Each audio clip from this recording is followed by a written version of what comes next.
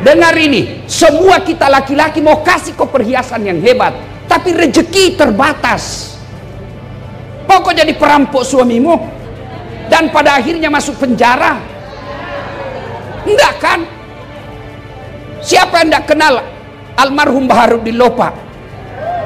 Menjadi legend. Kenapa? Karena istrinya juga bersahaja hidupnya. Jadi laki-laki, ini saudara-saudaraku yang jadi jaksa, itu penentunya baik sifatnya istrinya. Karena kadang-kali kami laki-laki rela melakukan apa saja, yang penting istri senang di rumah.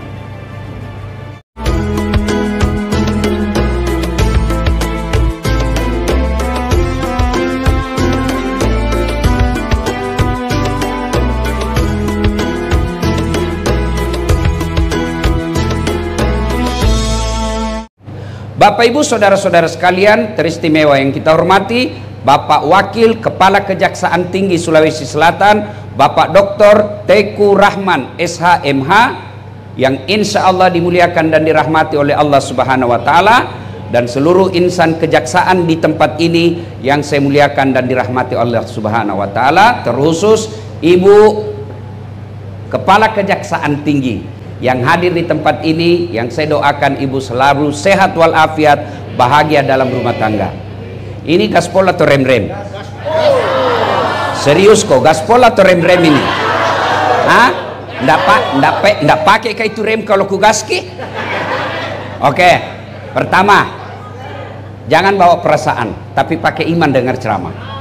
Ya, satu, ini dulu saya mau gas.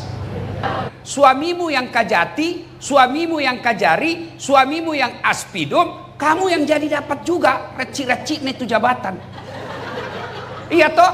Dan biasanya istrinya itu pejabat, lebih hebat pengaruhnya daripada pejabatnya. Iya toh? Iya. Biasa itu dalam hidup, biasa itu.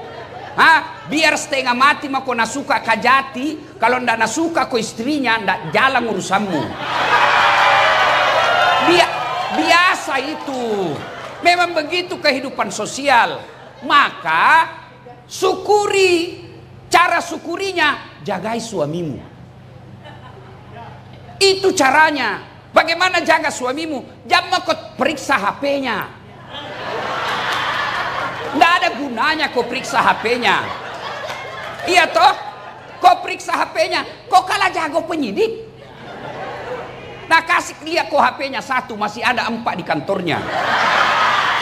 Untuk apa? Untuk apa kau periksa HP-nya? Kalau kau sayang kepada suamimu, jaga dia dalam bekerja. Manusia pertama yang melakukan pembangkangan kepada Allah, itu jabatannya Nabi, bukan kajati. Nabi jabatannya. Siapa? Adam alaihissalam. Kalau ada pegawai negeri, Nabi tahu gajimu itu pegawai negeri. Biar kau pontang panting tak. Kalau banyak uangmu ndak ada bisnismu yang lain, pasti kau salah gunakan jaksamu. Apa yang kau banggakan? Jam yang kau marah, kau tonji bilang gaspol. Apa yang kau banggakan? Maka istri yang baik, dia jaga suaminya, dia jaga marwah suaminya. Daeng, ajak mu papa siri-siri. Namo de tamasogi, tapi de tomu balu ialemu. Itu istri yang baik. Dan kau pergi pengajian, pulang kau kompori suamimu. Apa itu? Baru 4 tahun jaksa suamina. Dede, mobilnya bagus na pak. Kita 10 tahun maki, itu terus. Mobil 1 juta umat. Ya ketawa, saya serius sini. Bu, tolong jawab pak. Ada 2 perempuan. Satu tinggi jabatannya suaminya, tapi pakaiannya tawa ala kadarnya, bersahaja hidupnya. Satu tinggi jabatan suaminya tapi glamor. Mana yang mulia di hadapan ibu? Mana? Yang orang akan cerita kebaikannya, apa Nabi lewat? Siapa itu? Istrinya kajati itu. Masa? Iya be. Baik na tahu pak anunya di. Biasa ji pakaiannya, penampilannya. Itu temangku baru 2 tahun jasa dede, istrinya kayak toko emas berjalan. Siapa yang Allah angkat derajatnya? Orang yang rendah hati, orang yang santun ngomongnya, orang yang hidupnya bersahaja, itu bahkan meskipun suaminya sudah pensiun akan dijadikan teladan. Dan ibu tahu itu semua, tapi tidak sampai di hati. Kenapa? Setan halangi kok. Nah kalau ada istri jaksa, penampilannya mewah, pasti kau dicibir, pasti kau dicerita, cuma tidak berani cerita di depanmu. Nasabi, Allahu Akbar. Ibu-ibu cintai suami. Caranya, pergi suamimu kerja, sholat duha kau di belakang rumah. Kau doakan suamimu supaya apa?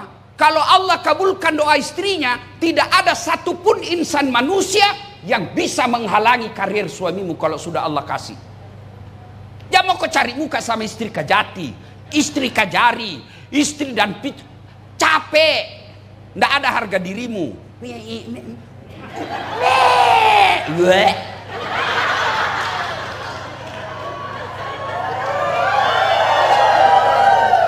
Sekolah mau kau tinggi-tinggi. Orang tuamu sudah jualkan kau sawah supaya jadi jaksa. Orang tuamu berlinang air matanya malam hari doakan kau supaya anaknya diangkat derajatnya. Lalu kau pergi hinakan derajatmu sendiri, seolah-olah tidak ada sekolahmu, menjilat saja kerjamu. Kau tidak malu jadi manusia penjilat? Yang kau marah nak kau tonji minta digas. Maka itu suami bu, kalau istrinya selalu nasihati, dek tak kalupa lakemu. Tapi kalau jadi kau tukang kompor, dongok memang tong ini. Apa jipalik kau tingginya sekolah ndak bisa kau belikan emas. Dengar ini, semua kita laki-laki mau kasih kau perhiasan yang hebat, tapi rezeki terbatas. Pokok jadi perampok suamimu dan pada akhirnya masuk penjara. Enggak kan? Siapa yang enggak kenal almarhum Baharudin Lopa? Menjadi legend. Kenapa? Karena istrinya juga bersahaja hidupnya. Jadi laki-laki, ini saudara-saudaraku yang jadi jaksa, itu penentunya baik sifatnya istrinya. Karena kadang-kali kami laki-laki rela melakukan apa saja yang penting istri senang di rumah. Maka jadilah istri yang baik. Pergi suamimu menuntut di pengadilan, kau sholat duha di rumahmu. Ya Allah bimbing suamiku, tunjukkan yang hak adalah hak, tunjukkan yang batil adalah batil. Perbaiki lisannya, jaga mulutnya, jaga harga diri kami sekeluarga ya Allah. Ya Allah kalau rezekinya jangan kau halangi, kalau rezekinya mudahkan baginya ya Allah. Sudah itu ku WhatsApp suamimu, bang jangkit cemas, jangan menghalalkan segala cara. 8 rakaat saya doakan kita di dalam sholat duhaku. Insya Allah tolong ki, salam sayang selalu dari istrimu di rumah. Ini tidak. Pergi suaminya kasihan cari nafkah, kadangkala setengah mati tidur begadang di kantornya supaya dia baik karirnya dan berdampak sama istrinya. Baru 10 menit pergi istri suaminya pergi mima gosip, tawaf di komplek.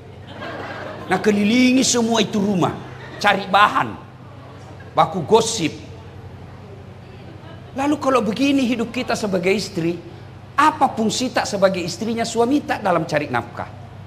Maka istri yang baik, lindungi suamimu, jaga suamimu, ingatkan dia sholat, ingatkan dia amar ma'ruf nahi mungkar. Maka suamimu jadi saksa, kamu juga dapat pahala keadilan di akhirat kelak.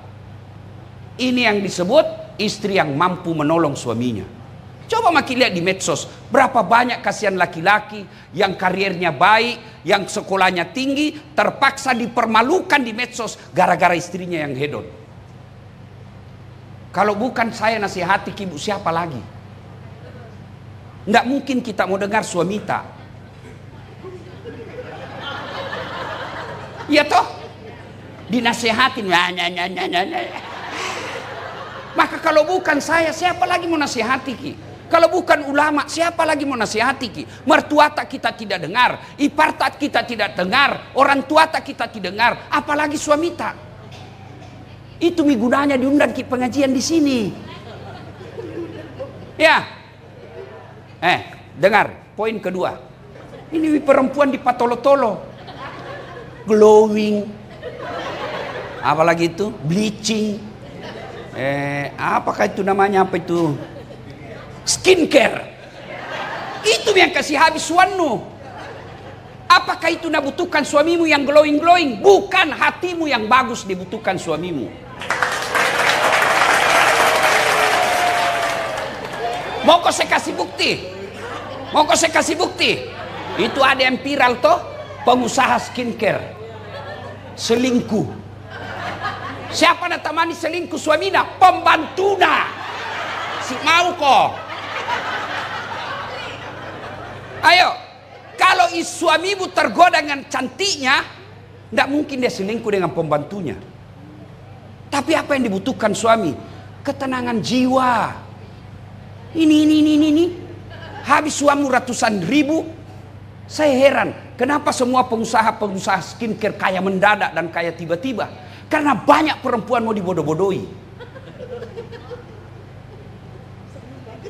Jangan kau marah, nah, jangan kau marah.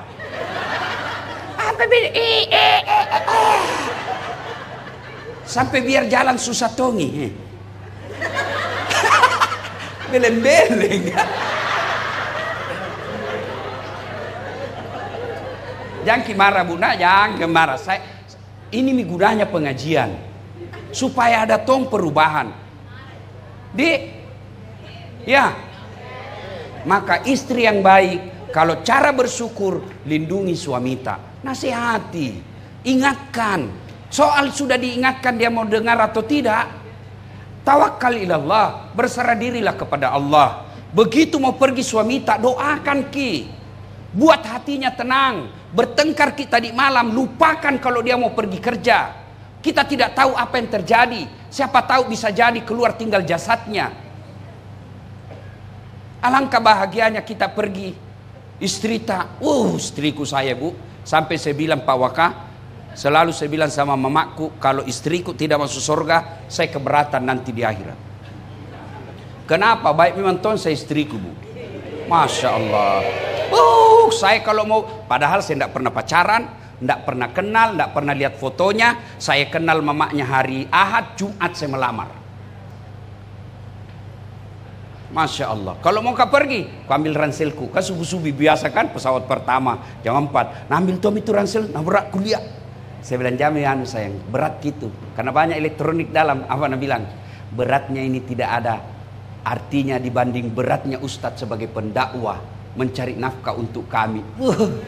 Ini nasib perasaan. Oh male. Sampai di mobil, nak cium tanganku dulu. Cukup tidak? Nak cium lagi. Baru nak cium lagi nih. Baru ini lagi. Ini lagi. Ini agak lama. Woi Pak Jaksa, pernah jadi dicium istri tahu gitu? Punya upah. Ibu-ibu, hari Adiaksa ke-64 ini coba ibu mulai amalkan besok. Itu ada hasilnya ini dakwah. Amalkan besok. Bertengkar malam, lupakan pertengkaran. Buat hatinya tenang supaya dalam kerjanya dia tenang. Mana bisa kita cari nafkah dengan tenang kalau galau perasaan. Begitu dia mau pergi, doakan. Cium tangannya. Dan jangan kau lepaskan tangannya kalau dia belum bilang iya. Nah, cium, sudah itu bang, ridhoi saya. Kalau dia bilang iya dek, baru lepas. Pergi, ku lepas di kau pahlawan.